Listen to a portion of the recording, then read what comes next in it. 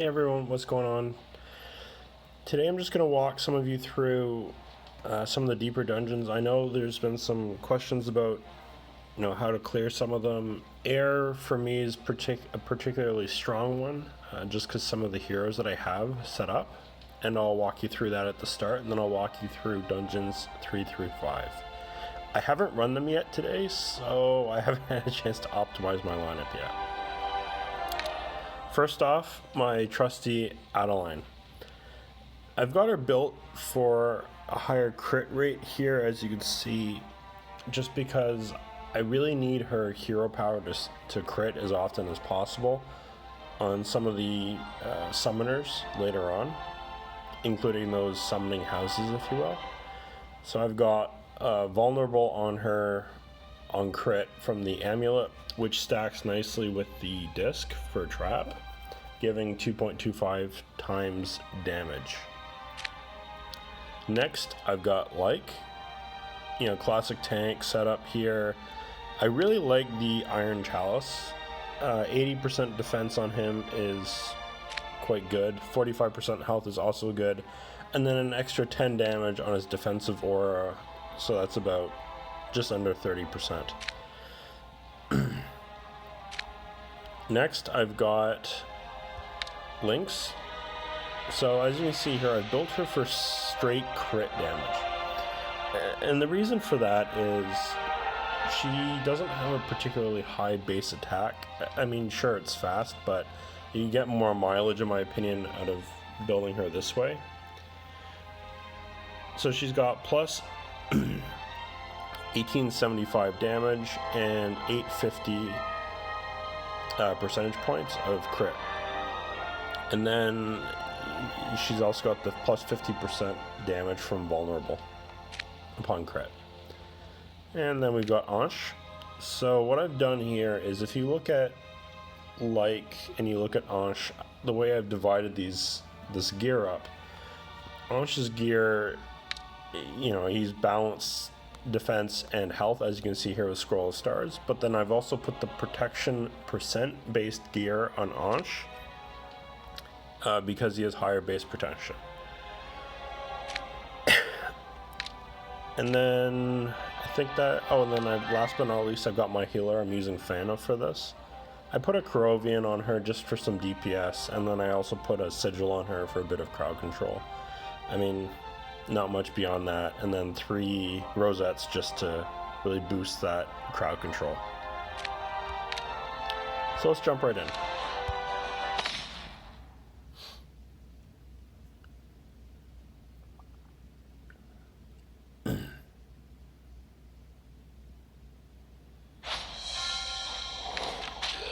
So I'm just going to run 3 and maybe 4 on 2 times speed, just because it's not... I'm probably not going to die from being too slow on these.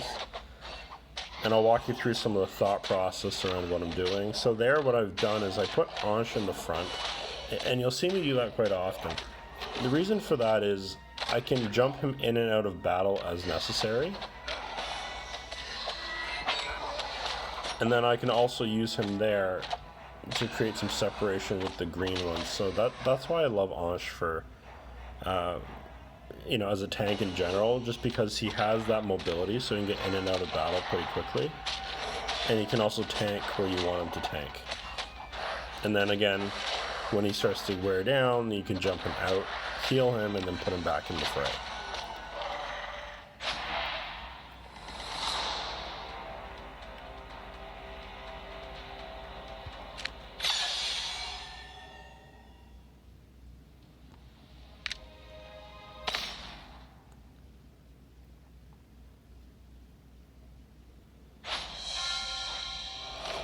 Okay, so what you'll probably notice in most deeper dungeons is dreads. I think these are called dreads, are a bit of a challenge in most cases, just because I believe they do magic damage, so they absolutely melt most tanks, most non-epic tanks, because I think the only tanks other than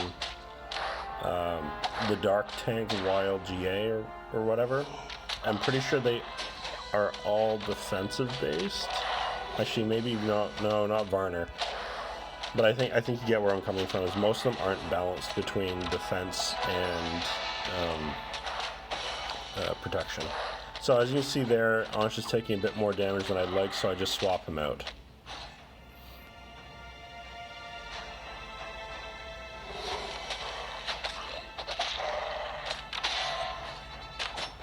What I did there probably wasn't the best idea, because now it leaves Lynx exposed.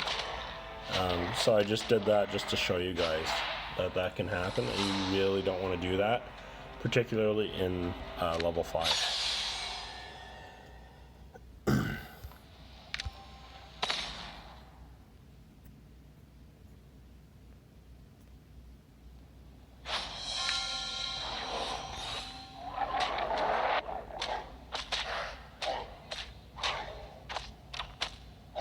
Okay, so it looks like my Ansh is tanking the one of the dreads.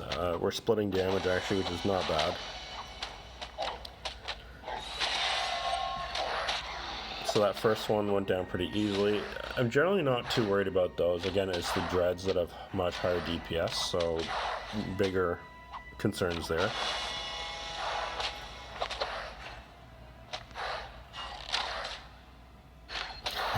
Hoping for a crit, but I'm not getting it.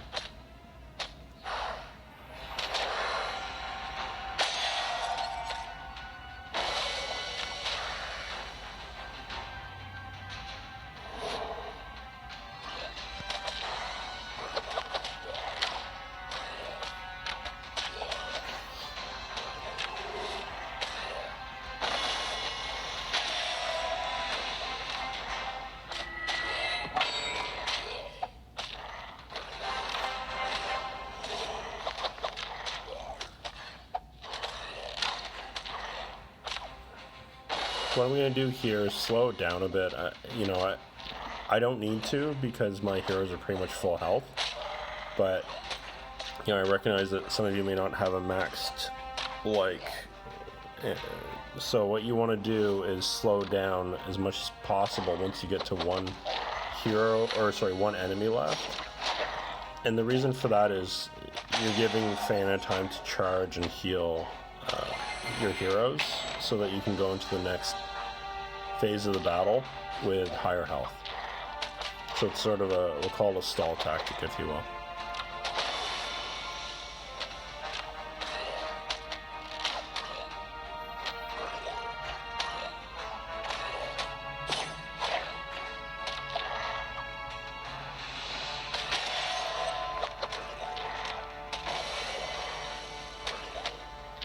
Ansh is taking quite a bit of damage here. He was absorbing some. I didn't expect him to be, but that's okay. So I'm throwing the mic in it out in front, because I haven't played this map yet, so I don't know if oh, this is not good. See, this is what I don't like, the dreads. So I'm throwing mic in it there just to, in case there's shades coming, because sometimes what it'll do is aggro the shades and buy you a little bit of time. So the dreads are going after my leg, which I really don't like here. Not ideal. So I think he's about to go down, actually, unless... Yeah, no, he's about to go down. Not much. I don't think there's a whole lot you can really do about that. Again, the big thing is you just got to keep Ansh alive now and try to take down the dreads as quickly as possible. You know, unfortunately, I wasn't getting a lot of crits from Adeline, which, again, kind of is a piece of what makes this build a bit risky.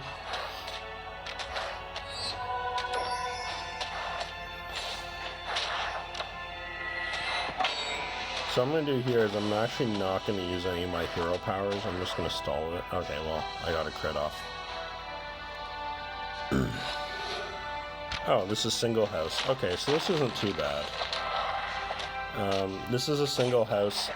You know, what you'll find often is there's a double summoning house, and that's a bit painful. So what they did was they balanced the single house with these two area of effect casters instead of only having one sort of skeleton giant, which I think they've had the last couple weeks.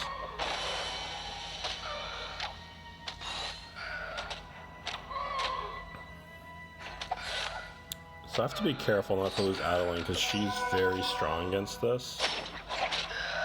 Given that, there we go. She has regular, normal damage or physical damage, and these tend to be weak against physical. So this is, this has been a nice week so far. I've cleared all three, all three, yep. Level 5s pretty easily, just because there are no ghosts this week for some reason, or at least there weren't yesterday. I can't remember Monday. But anyway. And that's how I've approached this. Unfortunately, I did lose Wyke just because the dreads targeted him pretty quickly and took him down.